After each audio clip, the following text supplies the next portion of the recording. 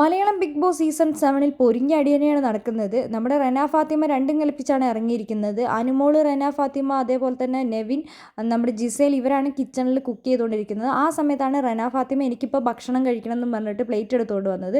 അപ്പോൾ അനുമോള് പറഞ്ഞു, ഷാനവാസൊക്കെ പറഞ്ഞു എല്ലാവർക്കും ഒരുമിച്ച് കൊടുത്താൽ മതി എന്ന്.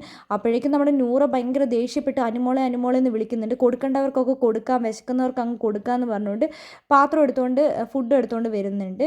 ആ സമയത്ത് പിന്നെ ആർക്കും തന്നെ ഫുഡ് വേണ്ട. അപ്പോൾ പിന്നെ ആരും വരുന്നില്ല. ഉണ്ടാക്കി കഴിഞ്ഞിട്ട് എല്ലാവരും കഴിക്കാമെന്നുള്ള ഒരു ഇതിലേക്ക് വരുന്നുണ്ട്. അതിനുശേഷം നെവിൻ പറയുന്നുണ്ട്, ഈ അനുമോളെ ആദ്യം ഇവിടെ നിന്ന് ഇറക്കി വിട്, ഇവളെ ഇവിടെ നിന്ന് എവിക്റ്റ് ചെയ്ത് കളയണം. ഇവളിവിടുന്ന് എവിക്റ്റ് ചെയ്ത് കളഞ്ഞു കഴിഞ്ഞാൽ ഇവളൊന്നും ഇവിടുന്ന് ഇറങ്ങിപ്പോവില്ല. രാജകുമാരി, നിനക്കിവിടെ ഒരു വേലക്കാരീൻ്റെ ഒരു ആവശ്യമില്ല, കിച്ചണിൽ നമുക്ക് തന്നെ എല്ലാ കാര്യങ്ങളും ചെയ്യാമെന്ന് പറയുന്നുണ്ട്.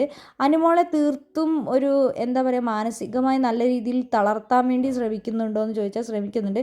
കാരണം ജിസേലും നെവിനൊക്കെ രണ്ട് കൽപ്പിച്ച് തന്നെയാണ്. അനുമോളെ കുറേ നേരം പറയുന്നുണ്ട്, ഇവളിവിടെ നിന്ന് ഇറക്കി വിട്, കിച്ചണിലെ എല്ലാ അധികാരവും ഞാൻ ഇവൾക്ക് കൊടുക്കൂല, ഇവൾക്ക് ഇനി കിച്ചണിൽ ഒരധികാരവും ഉണ്ടാവില്ല എന്നൊക്കെ നമ്മുടെ നെവിൻ പറഞ്ഞുകൊണ്ട് നടക്കുന്നുണ്ട്. റെന ഫാത്തിമ അനുമോളെ ടാർഗറ്റ് ചെയ്യാൻ വേണ്ടി തന്നെയാണ് നടക്കുന്നത്.